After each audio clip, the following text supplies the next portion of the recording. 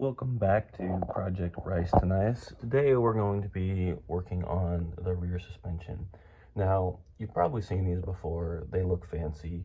These are a $100 Amazon cheap kit. It looks like a chassis reinforcement for a sway bar and a cheap, very cheap lower control arm. Now, why we're actually changing these is because if you see the bushings are actually coming apart and they have failed.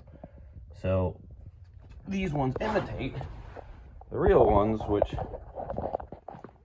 are made by a company called Function 7. As you can see, this is a Function 7 control arm. They got the fancy sticker. We got these from JHP USA. They got the Made in the USA stamp on them. You can see all the machining. They're a beautiful piece. They come energy urethane bushings with inserts. So we'll be swapping these out, and I'll do a kind of a side-by-side comparison. Getting these off is pretty straightforward. There's just 3 bolts. They're 14 millimeters, which if you work on Hondas, 10, 12, 14, 17 is about all you need to really work on them. Normally, on a stock suspension, you'd have a lot of pressure on these, but since these are lowered, there's probably not a lot of force on these, so I'm okay with just kind of pulling the bolts out. So with that, I'll take the 3 bolts off, and this should drop right out. Okay, this is the side-by-side comparison of Function 7 versus Ricer, eBay, Amazon cheap control arms. And the lattice structure is a little different, not a big deal. The big thing is the bushings. You see these things, I was thinking about just replacing the bushings and cleaning them up, but these bushings, these are actually a different diameter. The other difference is this is accepting a through bolt with 3 options. This for your sway bar connection has drilled and slotted with 4 options. Probably makes minor differences in kind of your adjustability of your sway bar, which we don't have a rear sway bar on this car, but again, is Function 7's worth the extra $200? That's up to you. I wanted to actually get a different set, but they were unavailable, so parts are getting harder and harder to find. And it is important to note that EKs, the 96 to 2000 Civics, are different than earlier models and Integras. So with that, I'll let you pick what you want to put on your car, but this is what I'm putting on mine. It's going to be some nice bling bling, and to kind of fix the problems in these. You can see these beat up bushings, they literally fell apart. Okay, so we're pre-assembling these. I like to put lube on everything you put around the bushings.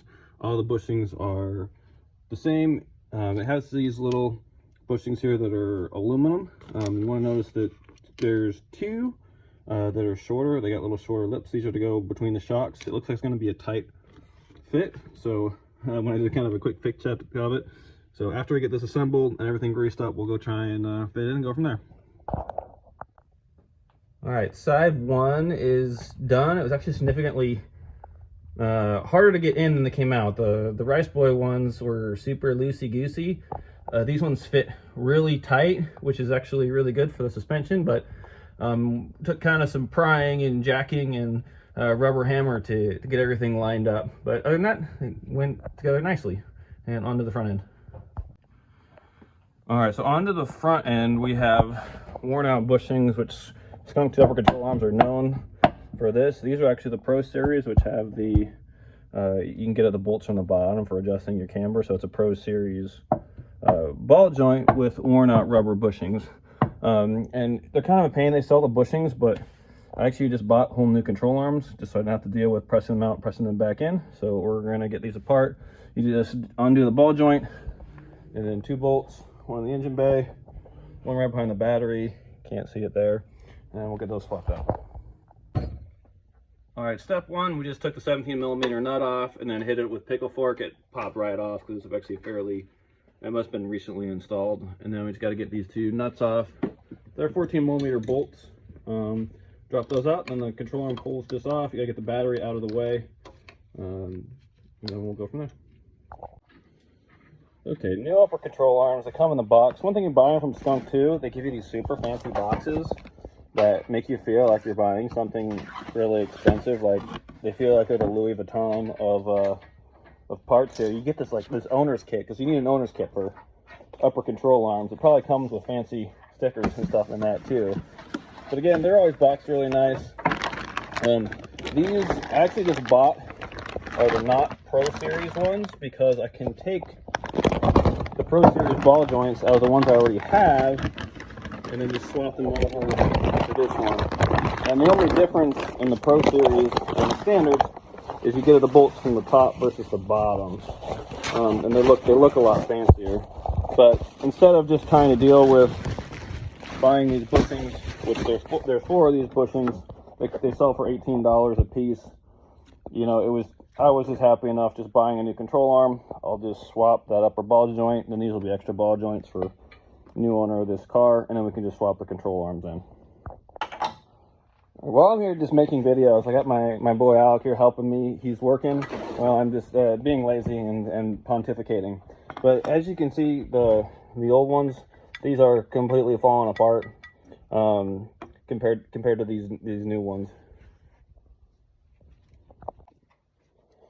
All right, now that our suspension is getting all wrapped up, well, Alec's doing all the hard work, I'm just watching. We're gonna work on this header. This is your typical eBay cheap header. I actually destroyed it unloading this thing from the vehicle. It caught on my trailer, which I just didn't care, and just drove it off. So I'm able to replace it with, I was able to find a friend of mine, he had a PLMR meth header. These are great headers, they're actually stainless steel. It's used, I'll need to fabricate a new mid pipe for it, but this is what I'm swapping it to. And boom, our new header is sitting on there. I need to still weld up a new mid pipe and fabricate that later, but new header looks good. Okay, so the speedometer didn't work on this car. I actually didn't even troubleshoot it because the speed sensors are easy to change. They're 1 bolt down here on the top of the transmission. You don't have to take the starter out or anything. And then the sensor pulls out, and then hopefully that fixes it. If it doesn't, then it's probably ground wire or in the cluster itself. But these are very common. And I was able to get a new one. I think it was $15 on Rock Auto. So I'll show you what the sensor looks like. If I can get it out of its packaging. But it's just a little gear that engages inside the transmission. 1 bolt holds it in, then plugs right into the sensor. So I was happy to just change this out versus trying to troubleshoot things. Upon further inspection, the top wasn't even attached. This may be the reason why our speedometer was rather erratic. So that was pop the new one in, should be good to go. Oh, someone even siliconed this. Good work, rice2nice. Not us. That rice2nice is not us. Just clarify here. So my factory P16A throttle body had a chunk missing out of it. Good news is, aftermarket, they're readily available. Got one from Skunk too. You have to change the map sensor over, which I already did, and the TPS sensor over, which you usually have to like cut and drill these out, but mine was already done before, so I was able to just unbolt it and then bolt new ones in. The other thing, you got to take the stud out. And again, Alec is doing all the work where I do nothing, but you just basically put the jam the nuts together, and then you can unscrew it, and you can take the stud out. It just looks like a cleaner install with the new Skunk 2 bolts. It comes with all new bolts in the Skunk 2 kit. Actually, this is a 66mm throttle body, so it's slightly larger. I will port match and smooth out the entrances to the intake a little bit, because the factory B16 intake manifold is 60 or sometimes 62mm depending on the year. Yeah, and we'll go get that prepped. Okay, I cleaned it up and I smoothed the entrances to the intake manifold just because the new one's slightly larger, and I'm not going to do a full port match on it because I have to take this off. There's a little chunk missing out of this intake manifold, which kind of is what it is. I'm not too worried about it. I don't think it's going to cause any issues with how this thing runs. So you kind of can see the new gasket. If you ever do want a port match, you can just use the gasket, kind of draw everything you want to take off. I just put a nice chamfer on the corners there, which I think is fine. So with that, I'll install and drop my gasket. Alright, this throttle body looks sexy in there. It's got its cool logo. They use these bolts, that's why I gotta take the studs out. So they sit in there really nice. I don't need to use either that vacuum port, and I'm not going to use the cooling port, so I'm just going to vacuum cap those. But throttle plate looks nice in there. You kind of can see how it's slightly bigger than the original. So again, it probably should have a port match to it. I'm not going to do that, but this will still be a nice mod. I really only did it just to fix what was broken. So that's that for now.